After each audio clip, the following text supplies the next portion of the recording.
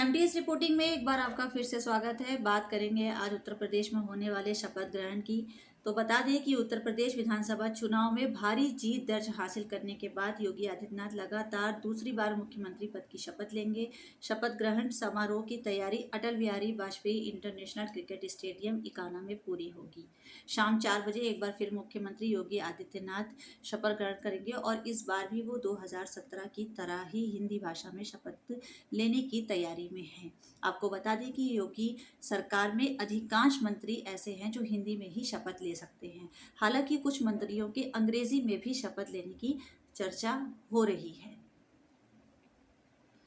योगी आदित्यनाथ के साथ साथ पूर्व डिप्टी सीएम केशव प्रसाद मौर्य भी शपथ ले सकते हैं। शपथ ग्रहण से पहले संभावित मंत्रियों को योगी आदित्यनाथ ने अपने आवास पर आमंत्रित किया है। इसमें ब्रजेश पाठक, बेबी रानी मौर्य, सुनीता भदौरिया, ए.के. शर्मा, नंद कुमार नंदी समेत 50 विधायक और विधान पार्षद के नाम सामने आ रहे हैं, जिन्हें पद और गोपनीयता की शपथ दिलाई जाएगी।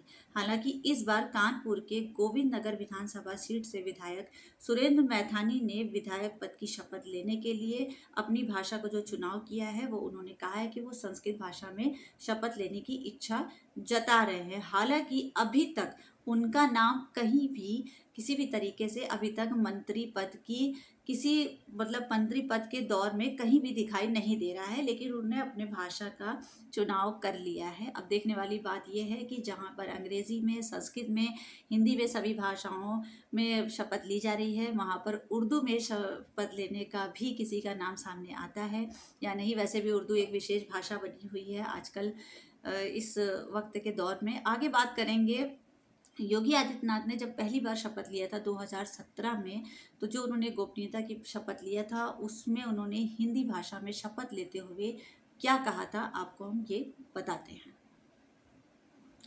उन्होंने कहा था कि मैं आदित्यनाथ योगी ईश्वर की शपथ लेता हूं कि मैं विधि द्वारा स्थापित भारत के संविधान के प्रति सच्ची श्रद्धा और निष्ठा रखूंगा।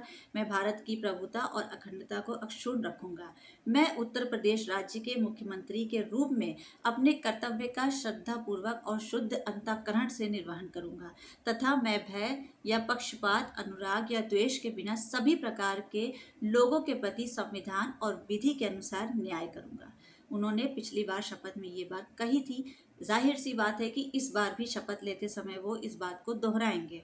उनकी शपथ लेने के बाद की बात से मुझे अभी याद आया है कि उनकी 2 खबरें ऐसी हैं जो शपथ ग्रहण के बाद जिस पे योगी आदित्यनाथ को बहुत जल्द से जल्द संज्ञान लेकर उस पर कार्रवाई करनी चाहिए। सबसे पहली बात ये है कि पहली खबर ये है कि उत्तर प्रदेश के ही चंदौली गांव में एक दलित का आशियाना बुरी तरीके से जला दिया गया है।